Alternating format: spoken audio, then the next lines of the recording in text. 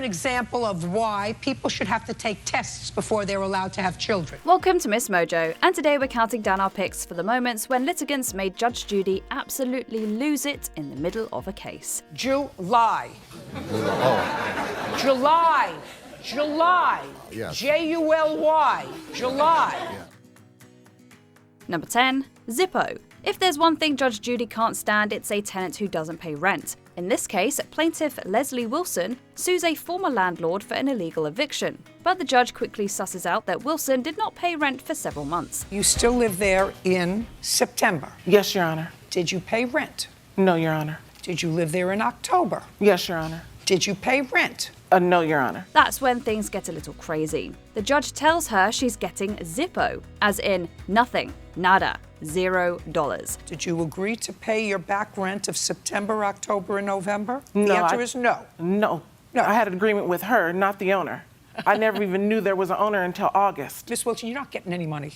I want you to understand. Zippo, not a penny from her. This isn't what Wilson wants to hear, and she argues with the judge, which is never a good idea. She breached an agreement. I thought she was the owner when Miss I Wilson, signed that lease. I don't care what you thought. It just sends Sheindlin into a spiral of repeating herself like a broken robot, screaming the word nothing until she's understood. Miss Wilson, you have to pay rent to somebody. So if you're not paying rent to her, then you pay rent to the owner. You don't become a squatter. Your Honor. Everybody pays rent. You're not getting any money. A Zippo. Number 9. Photographic evidence. Judge Sheindlin is known for her hot temper and cool, methodical mind. She's going to get the truth out of you whether you know it or not. The judge knows exactly who this defendant is. Why were you looking for him at work? For my son, just to see my son, What were you doing at his work? to see if he was working. Oh, you're a cutie. Although she denies she damaged her ex's car, there's photo evidence, which delights the judge to no end. That's outrageous. Outrageous. I didn't do Your it. conduct, yes, you did. I didn't Your do it. conduct is outrageous. She waves the photo in front of the defendant like she's trying to get a child's attention, repeating the words "at the car" until she can't deny it anymore. At the car. We also have an audio clip. At the car. Pictures. I didn't do it. Somebody else. Maybe it was her. Sometimes you just have to beat them down with logic. And if it were me who had this kind of temper and committed these kinds of acts of vandalism for no reason, you would take away my custody. Right. All right. That's what would happen. Number 8. What did he just say? Judge Judy loves to make mincemeat of liars and scammers, but every now and then one comes along who brings out her sadistic side. Defendant David Henderson mutters under his breath that he wouldn't be honoring her ruling. Get the dog. Oh, just like, excuse, you may step out. What did he just say? Wait here. Excuse me? I didn't say No, nothing, Your Honor. I want to know what he just said. I didn't say nothing. Where do you come from? I come from here. From here. Yes, Los Angeles. He's getting no money. Got it? Neither is she. The judge instantly locked in, threatening to withhold his appearance fee and plane ticket home until the return of the dog that he wrongfully took is secured. If you want us to pay for your return ticket or anything else, because we have a contract. Yes, Your Honor. You and this program, you abide by my decision, or we do a zippity-doo-dah for you, including getting you home. This is her at her scariest. She doesn't lose her temper, but she does drop all the formality of TV court shows and lets this guy know that if he wants to fly home, he's going to have to honor the verdict. The friend's name and address. I don't know the address. Well, that's too bad, because I hope you like Los Angeles. I don't know the We address, understand though. each other? Yeah. Because before you leave today, she's going to have somebody, or this person who's watching the dog is going to bring the dog to a neutral person if you want to go home. Number 7, throwing out a disruptive defendant. Courtroom misbehavior is a sure way to get Judge Judy not to listen to you. It's also the fastest way to get yelled at. The judge already had the interpreting co-defendant sitting down with the witness when she insists on getting up to interject once again. No. You have not let us talk. Did you hear what I said? I'm going to give you 1, 2, 3. No, I'm sorry, Out. but you're not letting us talk. This is not even what happened. Out. You got all the Out. You have Out. all the dates Out. wrong, everything Out. wrong. Out. You want to sit down and be quiet? This woman has already demonstrated that she can't listen to reason. Instead, the judge just demands her to sit like a dog. Well, what is a counterclaim? We just wanted her out. We didn't want nothing Listen to do to with me. her. We don't ever see her again. We just wanted Put her out. please. Sure. Can I just Put her ask for out. 5 minutes? Put her out.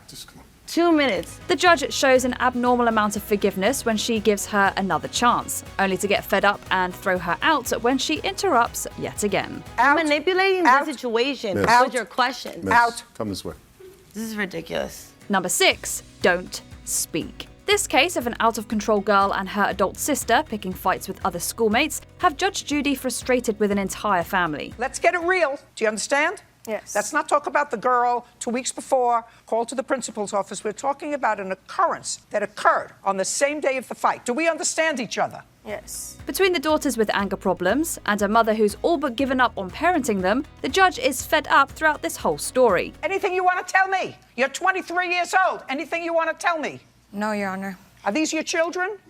Are these your children? Son sus hijos. Sus hijas. Yes. At one point, one of the defendants has the bright idea to speak out of turn. Judge Judy gives her one of the scariest courtroom warnings of all time. My Honor. Don't speak! She tells people not to speak so often. This time, we felt her genuine anger deep in our souls. Number 5, don't interject unless I ask. A home rental goes wrong, and landlord Ellen Schneiderman has a good case. Her only problem is that she can't stop talking. That is not true. I did Why? not retain Don't talk, 800. don't talk to anybody else. I did pay- not retain that amount. Stop. sorry. If Judge? You do, listen to me. Oh, I'm If sorry. what you do is interrupt, I'm just going to give him what he wants and throw you out. Do you understand? Yes, I All was right. confused So try when to, I could talk. You know, Okay. chill. She's so bad at waiting her turn that the judge actually goes non-verbal at one point because she can't figure out exactly what she wants to shout at her. The most amazing thing about this case is how annoying the defendant acts and still doesn't get thrown out of the courtroom. In fact, she ends up winning. And Your Honor. I didn't ask you anything. If her case wasn't as strong as it is, we get the feeling the judge would have ruled against her as quickly as possible just to get her out of earshot. What you're telling me, it was one room? Yes. And the entire pool area. And the entire pool area and all the furniture out What there. kind of don't you interject unless I ask you a question? Don't you understand?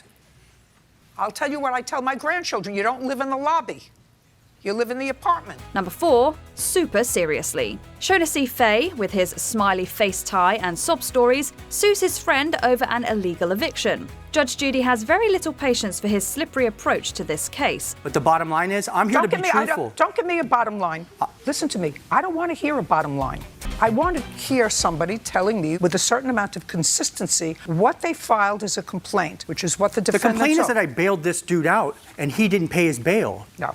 The complaint says a lot more than that, sir. Faye is pretty good-humoured about the judge's low opinion of him. But once the case was over and she ruled against him, his utter disbelief at the decision drove her over the edge. Is it correct, Mr. Castro, that your girlfriend called the police? According to my girlfriend, no.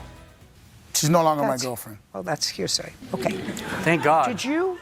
Thank God. Stop. I'm almost finished with you. You have to understand that. If you can't control yourself in here, I have no patience for that. I'm too old. Like most of the times when the judge loses it in court, it's usually when she's trying to shout someone else down. This was just unmitigated rage at this guy's antics. You take your case back to the small claims court where it came from. Do you understand? Seriously? No, not seriously. Super seriously. Number 3, no, no, no. Did you know Judge Judy is a musical? The judge was clearly feeling herself this day. When the plaintiff has to produce the title to a Jeep, she opts for the judge's least favorite excuse. She was told that she didn't need it. Let me explain something to you. It's your car. Get it and go sell it. You're going to give him $2,400, which is what you owe him. Judge Judy immediately starts to launch into a marathon of no's like she's scat singing in a jazz band. Where's the title? In the binder with to all the my Jeep? other titles, but the DMV told me that this is what I needed to bring to sign No. I don't care what anybody told you. I want the title. This is like watching Judge Judy riff on a theme. When the woman repeats herself later on in the case, we almost get a reprise. Honestly, is there a remix of this yet? Why didn't you bring the title today? Because we were told that this is what we need for him to have a new title and release of liability for me. Number 2, close your mouth, sir. Even Judge Judy isn't immune to letting the intrusive thoughts win sometimes. A car accident case sees a defendant shocked to be blamed for the collision. You hit him. He's in such disbelief that his mouth is hanging open for most of the case. Usually, Sheindlin dresses litigants down with her words. Close your mouth, sir. Just say yes or no. This is the front of your car. That's the front of my car, yes, the front ma'am. of your... But here, she just mimics the guy's dumb look right to his face. It's the kind of thing that the rest of us wish that we could do on a daily basis when someone annoys us. When you get a golden opportunity like this, you can't pass it up. Now you can step back. It's clear from the evidence that you hit him, sir. Judgment for the plaintiff in the amount of $250. We're done. Before we continue, be sure to subscribe to our channel and ring the bell to get notified about our latest videos. You have the option to be notified for occasional videos or all of them. If you're on your phone, make sure you go into your settings and switch on notifications.